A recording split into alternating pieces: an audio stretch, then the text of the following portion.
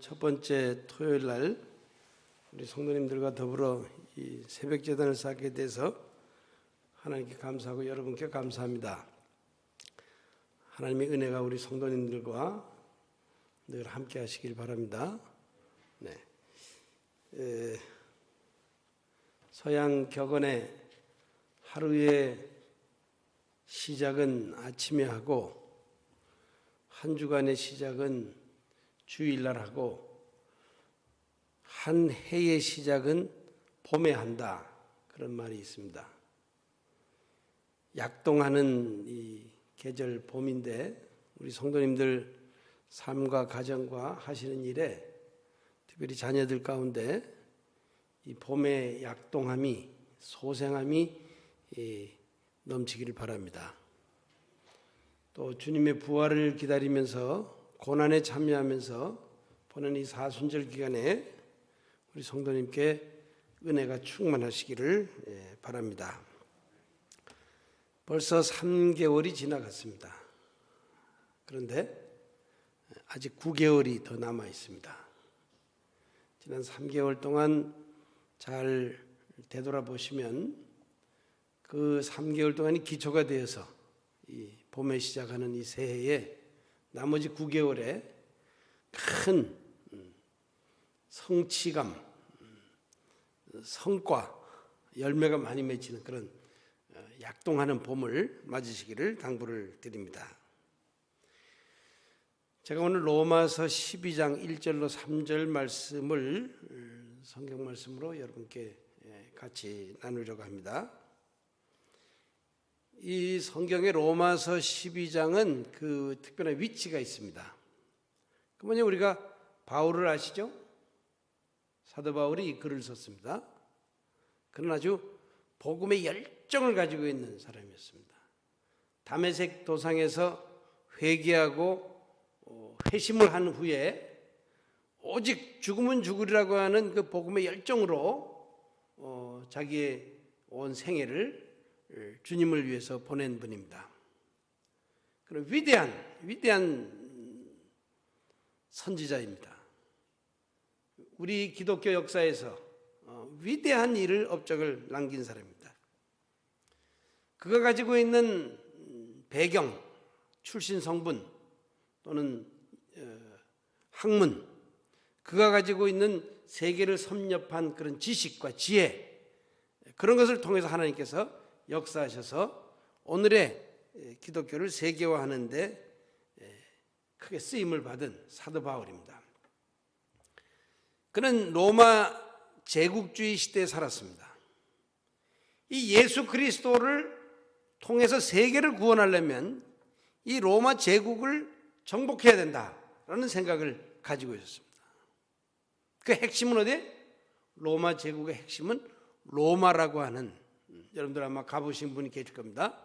이태리의 수도인 로마, 거기에다 어떻게 보면 복음의 폭탄을 터뜨려서 이 로마 제국을 복음화해서 세계를 복음화하고 모든 사람을 하나님께로 돌아오게 할까라고 하는 그런 열정, 그런 뜨거운 마음으로 이 로마서를 썼습니다.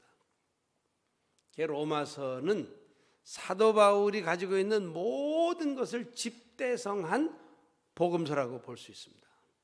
그래서 그는 1장에서부터 8장을 지나서 11장까지 구원의 논리에 대해서 깊이 썼습니다. 의인은 믿음으로만 살 것이다.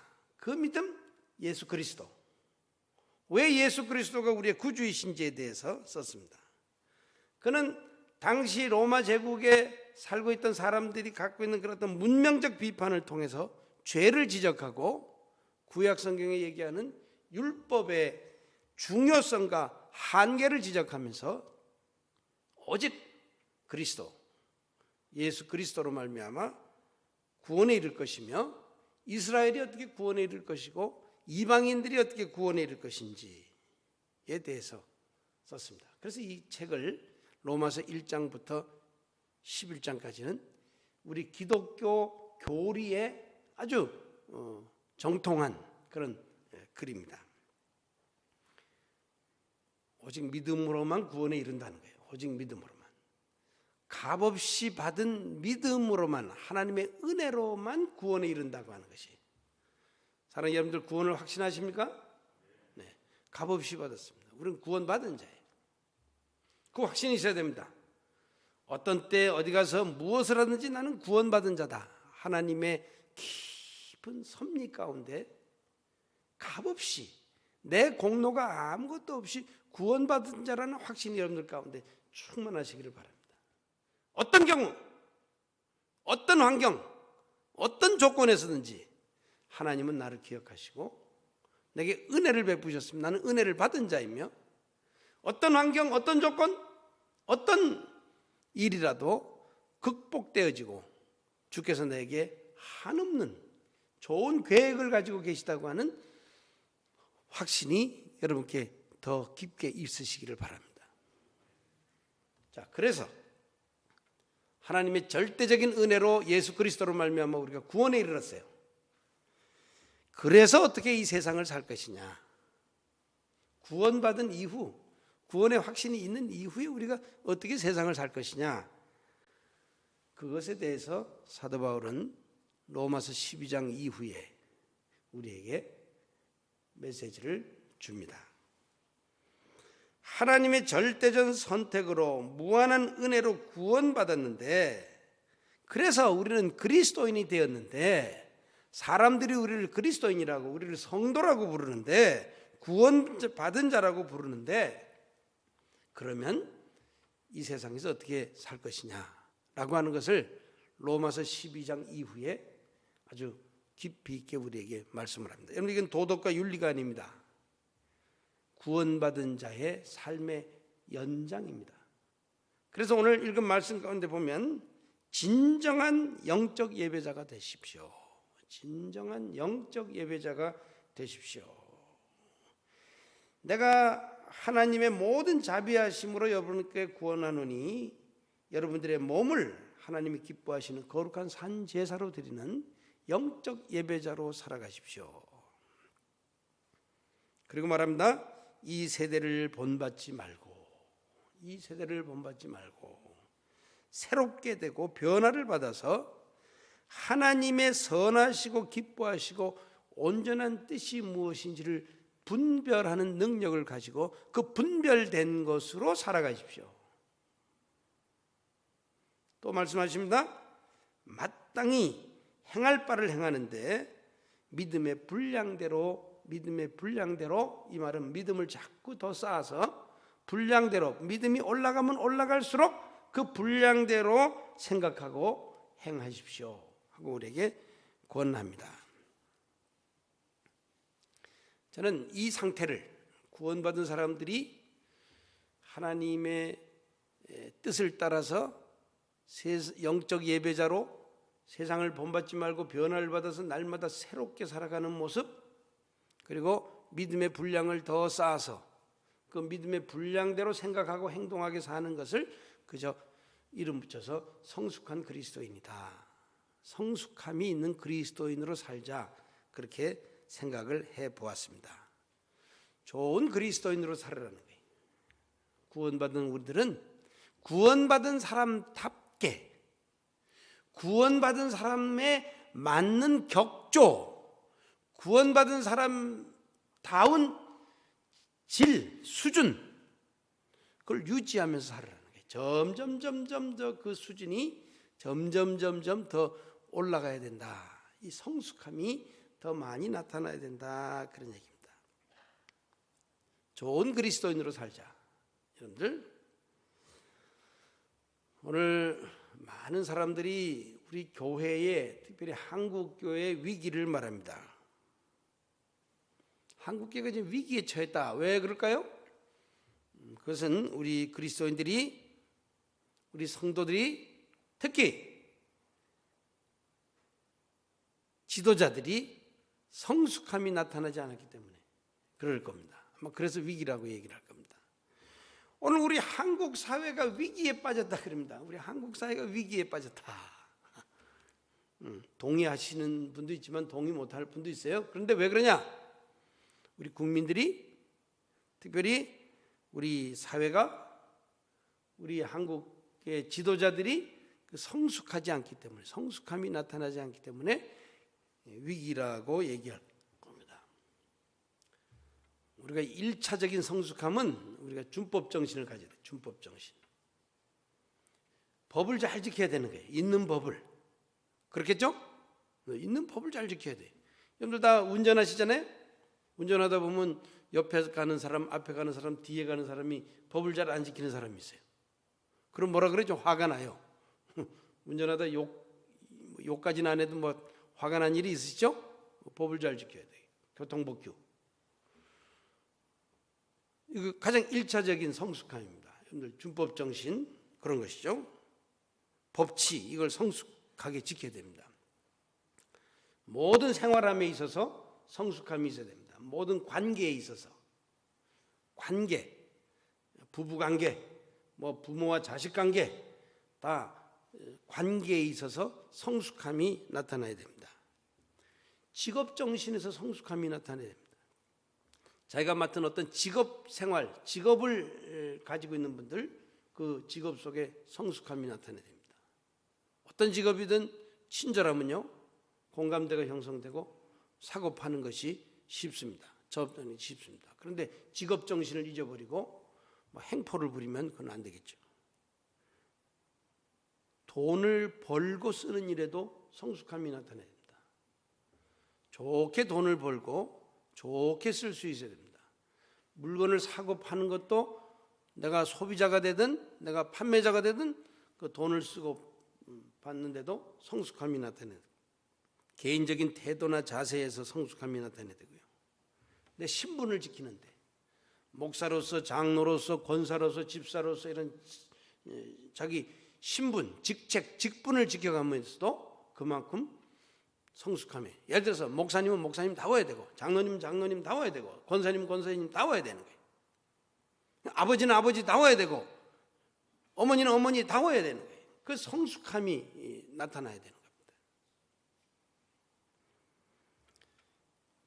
그런 면에서 도덕적이고 윤리적으로 살아야 됩니다. 우리는 그리스도인들은 도덕적이고 윤리적으로 살아서 성숙함이 나타날 때 우리는 진정한 그리스도인이라고 할 수 있을 것입니다. 영어에 어글리라는 말이 있어요. 어글리. 이건 말하면 아주 나쁜 의미입니다. 저질이다, 저질. 그런 말이에요. 저질. 아주 꼴사납다. 아주 그냥 보기 싫다. 어떻게 저런 행동을 하지? 하는 걸 어글리라고 얘기를 합니다. 어글리 코리안, 한국 사람들 이런 거예요. 한국 사람들 참 사랑하는 여러분들 비호감이라는 말을 요즘 많이 쓰잖아요. 비호감이다, 못난 사람이다, 못났다 참 불쾌함을 준다 그런 말을 어글리라고 합니다. 매력이 없다, 세련되지 않았다, 꼴보기 싫다, 꼴보기 싫다. 본받을 것이 없는 사람, 이런 사람들을 어글이라고 하는 단어를 씁니다. 사랑하는 성도 여러분들, 이 세상이 지금 그렇게 져버렸습니다. 오늘 우리가 사는 세상에 좀 강조를 하면 긍정적인 것보다는 부정적인 모습이 많이 있습니다. 그런데 이것은 우리 인간의 본성이고 문명의 이익이고 오늘 세태가 그럴 수밖에 없습니다. 죄의 본질이 그럴 수밖에 없습니다. 사도 바울은 이미 로마서 1장 28절로 31절, 32절에 오늘 이 문명과 세태가 어디로 갈 것인지에 대해서 성경에 여러 군데 있지만 이 로마서 1장 28절로 31절에 우리에게 말하고 있습니다. 늘 또한 그들이 마음에 하나님 두기를 싫어하며 하나님께서 그들을 그 상실한 마음대로 내버려 두사 합당하지 못한 일을 하게 하셨으니, 그렇게 얘기를 해요. 모든 불의, 추악, 탐욕, 악의가 가득하고 시기하고 살인하고 분쟁하고 사기를 치고 악한 것이 가득할 것이고 수근수근, 뒤에서 수근수근하는 것이 나타날 것이다. 남을 비방하고 하나님을 미워하는 자고 서로 능욕할 것이고 교만하는 자가 될 것이며 자랑하는 자들이 될 것이며 악을 도모하는 자들이 될 것이며 부모를 거역하는 모습들이 나타날 것이다. 이미 인간의 본질적이고 죄성을 성경에 여러 군데 이렇게 구체적으로 얘기하겠습니다. 우매한 자고, 미련한 일을 때는 배약하는 자, 약속을 저버리게 될 것이고, 무정한 자, 정이 없어질 것이고, 무자비한 자라 폭력, 폭행, 포악함들이 나타날 것이다. 이미 우리에게 지적하고 있습니다. 사랑하는 여러분들, 오늘 이 세상은 죄가 있기 때문에 인간의 본성적으로 우리는 부정적입니다. 하나님을 멀리하고 자꾸 이기심으로 가고 인간의 자아가 나타나서 우리가 무슨 죄를 저지르는지 모르는 일들이 세상에 많을 것이라 그랬어요. 여러분들, 저는 선교사입니다. 현직에 있는 선교사. 지금은 잠시 다니러 왔습니다. 한 20일 됐는데요. 오자마자 그만 오미크론에 걸려가지고 격리도 하고 이런 일을 했습니다. 근데 저는 지난 19년 동안 지금 인도 차이나에서 특별히 미얀마와 태국에 있는 사이에 그 국경에 아주 국경에 있는 난민들을 돌아보는 선교 사역을 하고 있습니다. 아주 가난한 사람들을 늘 만나고 있습니다. 제가 오늘 설교를 하러 왔기 때문에 이 양복을 입었지만 저는 늘 그 현지인들과 함께 아주 현장에서 살아가는 사람들입니다. 근데 제가 이제 1년에 한 2번쯤 한국에 와서 한 달, 2달 있다가 다시 돌아가서 현장 사역을 하는데, 여러분들, 한국 사회가 너무 좋아요. 우리나라는 너무 좋은 나라예요. 택시를 타보면요, 기사분들이 얼마나 친절한지 몰라요. 시장에 가보면요, 재래시장에 가보면 아직도 인심이 얼마나 좋은지 몰라요. 뭐 물건을 사면 이거 덤입니다. 그리고 막 집어줘요. 깎아주기도 하고요. 보면 그저 요즘에 한국에만 오면 요즘에는 제가 일부러 인사를 크게 합니다. 안녕하십니까? 좋은 하루 되십시오. 왜? 그래서 상대방이 기뻐지고 여유가 있고 안심하고 동질성을 느낄 수 있기 때문에. 저기 한국에 오면 굉장히 좋습니다. 우리나라는 경제적으로도 잘 살고 정치적으로도 그래도 뭐 선거를 해도 뭐 싸우고 해도 우리나라의 선거는 공정합니다. 그래도 여러분들 잘 아셔야 돼요. 전 세계적으로요, 정권이 바뀌는 나라는 한 20개국밖에 없어요. 선거를 통해서 정권이 바뀌는 나라, 그 진정한 민주주의 안에 뭐 싸우고 뭐 난리를 쳐도요, 경제적으로도 정치적으로도 우리 기업들이 물건을 만들어내는 게 우리 외국에 살면요, 선교사로 살면 굉장히 자부심이 있습니다. 삼성, 현대, LG, 우리 개인의 삶도 아직도 우리는 인정이 있고요, 나눔이 있고요, 서로 축복하는 문화가 있어요. 괜찮아요. 우리 젊은이들 여러분들 염려하지만요, 단기 선교 오는 젊은이들 보면요, 기특해요. 그 자기네 나름대로 질서를 지키고 자기네 나름대로 서로 돌보고 부추기고 자기네 나름대로 청년들이 성실성이 있고요, 정직하고요, 어떤 꿈과 비전이 있고요, 그리고 추진하려고 하는 그런 열정, 이런 것을 갖고 있는 걸 봅니다. 우리나라 괜찮은 나라예요. 안보도 이만하면 뭐 북한이 뭐 미사일을 쏘고 난리를 치면 우리는 끄떡없잖아요. 그거 갖고 염려하지 않잖아요. 사재기하고 뭐 그러지 않잖아요. 우리나라 좋은 나라예요. 특별히 영적으로 전 세계적으로 기독교 인구가 20% 이상 넘어서 주일마다 꼭 모이고 새벽기도 꼭꼭 모이는 나라는 우리나라밖에는, 유일하게 영적으로 아직 살아있는 나라는 우리나라밖에 없습니다. 굉장히 기쁩니다. 여러분들, 우리나라는 아직 소망이 있는 나라입니다. 그런데 조금 더 성숙해지면 좋겠어요. 조금 더 성숙해지면 좋겠어요. 이 어글리안이 아니고 우리 믿는 사람들부터 조금 더 성숙함이 나타나서 사람들에게 다정다감하고 사람들에게 안정감을 주고 사람들에게 든든해졌으면 좋겠어요. 우리 사회는 아직도 기독교인이 있어서 예수 믿는 사람들이 있어서 우리 사회는 살만하다라고 하는 것이 나타나는 성숙함이 있었으면 좋겠습니다. 여러분들, 그 성숙함의 첫 번째가 뭘까요? 딴 거 없습니다. 사랑입니다. 믿음, 소망, 사랑, 이 세 가지는 항상 있을 것인데 그 중에 제일은 사랑이라. 우리가 좀 더 사랑하면 좋겠어요. 좀 더 사랑하면 좋겠습니다. 그 사랑에는 반드시 섬김과 나눔이 있어야 됩니다. 좀 더 사랑하면 좋겠어요. 여러분들, 부부지간에 조금 더 사랑하지. 나쁜 말 쓰지 말고 좀 사랑은 친절이죠. 여러분들, 여러분들 친절하십시오. 좀 더 사랑하세요. 나누세요.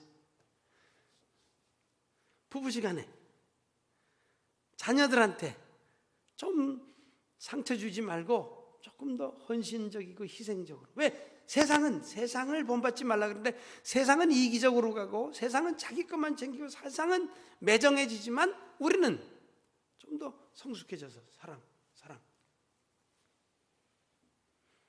사랑의 은사가 좀 더 나타나면 좋겠어요. 조금 더 베풀면 좋겠어요. 조금 더 친절하면 지금보다 조금만 더 포용적이면 좋겠어요. 껴안으면 좋겠어요. 부정적인 말보다는 조금 더 긍정적인 말을 하면 좋겠어요. 조금 더 힘을 주면 되겠어요. 우리 여기 담임 목사님 소식을 많이 전하잖아요. 우리 김승민 목사님 소식을 받으면 굉장히 기쁩니다. 좋은 소식만 자꾸.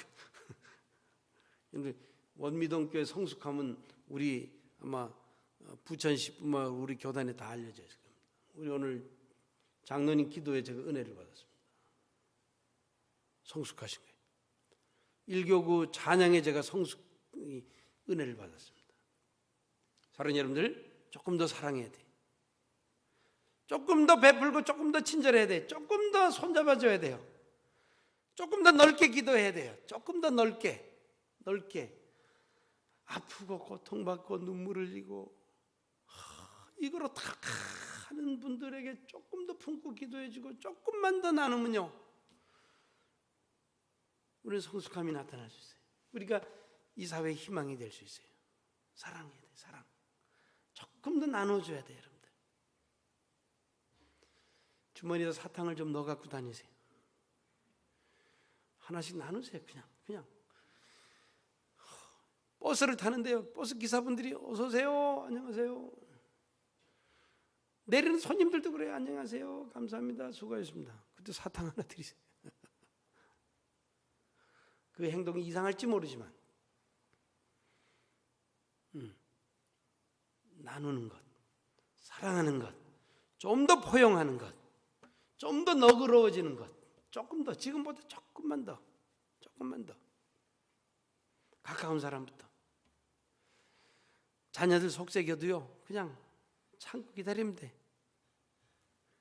돌아온 탕자를 위해서 아버지가 동구밖에 매일 나갔는데 몇 년 했겠습니까? 성경에 몇 년이 없어요. 그게 성경이에요. 자기 재산을 다 가지고 나가서 탕진하고 돌아올 것이 뻔한 아들, 나쁜 짓 하고 쫄딱 망해서 돌아올 것이 뻔한 아버지 지각으로는 뻔한데도 매일 나가서 기다리는 거예요. 몇 년이 없어요. 거기 우리 주님이 우리에게 그러지 않으셨겠습니까? 무한정으로 기다려주지 않았겠습니까? 여러분들 부탁드립니다. 제가 오늘 성숙이라는 말을 꺼냅니다. 조금 더 친절하게, 조금 더 나누고, 조금 더 손잡아주고, 조금 더 포용해주고, 조금 더 기도해주고, 이런 성숙함이 나타나시길 바랍니다. 또 다른 성숙함은 화해하는 것입니다. 용서하는 것입니다. 막 분노, 너 두고 보자, 나 어떻게 나한테 그럴 수 있어, 혹시 그런 마음 있으시면요, 화해하고 용서하는 거예요. 이 성숙함이 나타나야 됩니다. 오늘 이 세상은 갈등과 분쟁과 대립으로 포용정신이 없어요. 관용이 없어요. 국민 통합이 이게 됩니까? 안 됩니다. 왜? 각자가 노력하지 않으면 그 누구도 해줄 수 없어요. 혹시 여러분들 살아오다가 정말 내가 은혜 받은 사람, 나에게 은혜를 베푼 사람, 그런데 지금 잊어버리고 있는 사람 혹시 없는지 한번 생각해 보세요. 내가 그분은 잊어버리면 안 되는데 하는 분이 혹시 있지 않은지 한번 생각해 보세요.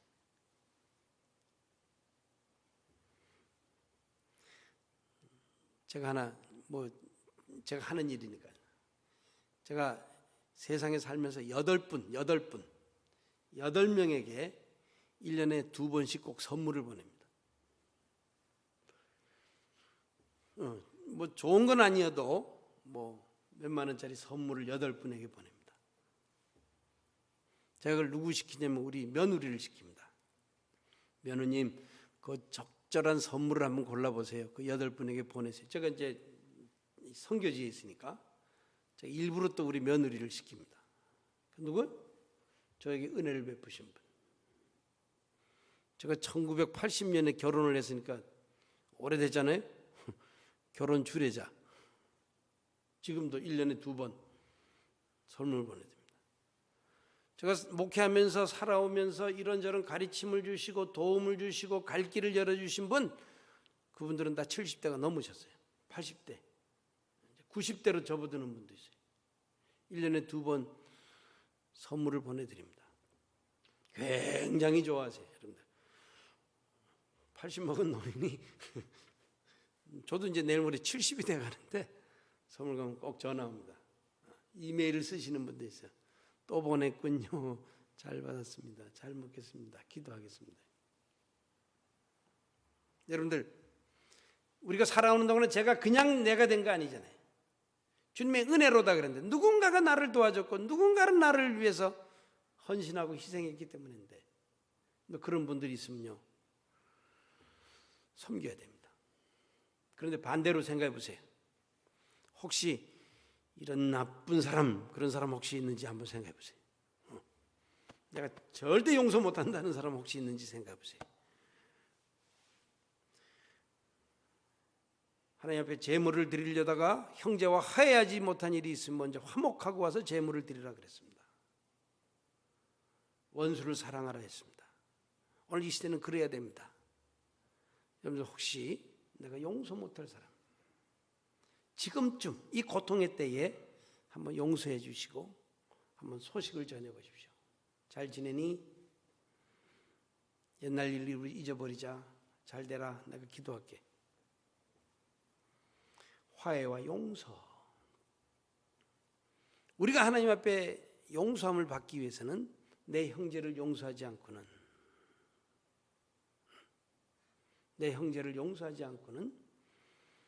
우리는 하나님으로부터 용서를 받지 못하고 긍휼을 받지 못합니다. 이 아침에 한번 여러분들 마음에 잊어버리고 있을지 몰라요. 한번 생각해 보시고 용서하고 화해하는 기도를 드려보시기 바랍니다. 이것이 성숙의 표징입니다. 날마다 나와 다른 사람, 나와 관계가 끊어진 사람, 나와 불편한 사람, 내가 원수시하는 사람, 그 사람을 품고 기도할 때에 거룩한 구원, 거룩한 화해, 성숙함이 나타날 줄로 믿습니다. 또 하나의 성숙함이라는 것은 환대라고 하는 것입니다. 환대, 나그네를 대접하는 것입니다. hospitality라고 하는 이 영어 굉장히 좋은 말입니다. hospitality, 환대하는 것입니다. 우정을 베푸는 것입니다. 새로운 사람을 사귈 수 있고요, 과거 사람과 더 깊게 사귈 수 있습니다. 오늘 우리는 이 모든 사람이 지금 고통의 때입니다. 미래에 대해서 불투명합니다. 건강에 대해서 불투명해합니다. 관계에 대해서 불투명해합니다. 미래에 대해서 확증이 없는 시대를 살고 있습니다. 여러분들 100년 전에 50년 전에 태어날 때는요, 우리가 이 한국의 사회에서 태어날 때 내가 어떻게 살아갈지 뻔하게 알았어요. 그 다음에 개천에서 용이 나던 시대도 있었습니다. 투기를 하면 돈을 벌던 때도 있었습니다. 투자를 하고 투기를 해도 돈을 벌 때가 있었어요. 여기 보였어요, 눈에. 근데 지금은 우리 미래가 다 불투명해져 버렸습니다. 갑작스러운 사고, 갑작스러운 변고, 갑작스러운 어떤 일들이 우리에게 닥쳐올지 모른다고 하는 이 미래에 대한 불투명, 미래에 대한 불안감이 우리에게 아주 엄습해 있습니다. 어떤 사람은 어떻게 갑자기 변할지, 배신을 할지, 어떻게 망가질지, 어떻게 실패할지를 모르는 시대를 지금 우리가 살고 있어요. 그래서 사람들은 다 불안해하고 불투명한 미래에 대해서 아무도 확신을 갖지 못하는 시대입니다. 이럴 때에 환대가 필요합니다. 걱정하지 마. 또 지나갈 거야. 우리에게 희망이 있어. 구원이 있어. 우리에게 사랑하는 사람이 있다 라고 하는 소망을 주는 환대. 아브라함은 지나가는 나그네를 대접하여 그가 복을 받아서 그가 기다리던 이삭을 낳았습니다. 성경은 말합니다. 고아와 가부를 돌아보고 나그네를 대접하라고 우리에게 말합니다. 대접하는 것. 이것은 또 다른 성숙함의 표현이고 발로입니다. 사랑하는 여러분들, 환대하십시오. 그래서 내 마음이 너그러워지고 째째하거나 인색하지 않고 너그러워질 수 있습니다. 이것이 성숙함의 한 반증입니다. 이게 성경에서 그렇습니다. 주라, 주라. 그럼 내가 후이되어 누르고 흔들어서 넘치게 너에게 돌려줄 것이다. 여러분들, 주라. 굉장히 단순한 give. 주라는 거예요. 주라. 그러면 하나님의 약속이 너에게 후이되어 누르고 흔들고도 넘치도록 돌려줄 것이다. 오늘 우리에게, 우리 주변에 이것을 기다리는 사람, 이것이 필요한 사람, 이것이 요구되는 사람, 이것이 없으면 더 절망에 빠질 사람들이 많이 있습니다. 여러분들, 환대자가 되십시오. 주님의 뜻입니다. 성숙함의 표현입니다. 더 많이 환대하십시오. 인색하거나 째째하지 말고, 없다고 하지 말고, 크고 작은 것을 더 많이 나누어서 많은 사람들에게 희망과 구원을 주는 성숙함이 여러분들께 있기를 바랍니다. 다시 한번 소망합니다. 봄이 왔습니다. 막 개나리가 피잖아요. 좀 전에 철쭉이 필 겁니다. 목련이 피어올랐습니다. 여러분들, 우리 가슴에, 우리 마음속에, 우리 삶 속에 이런 풍성한 소생함이, 생명력이 약동하는 그런 좋은 봄을 맞으시고, 그것이 쭉 가서 올 12월 달에 결산을 할 때는 내가 이 어려운 때 2022년을 잘 살았도다 할 수 있기를 바라며 축복드립니다.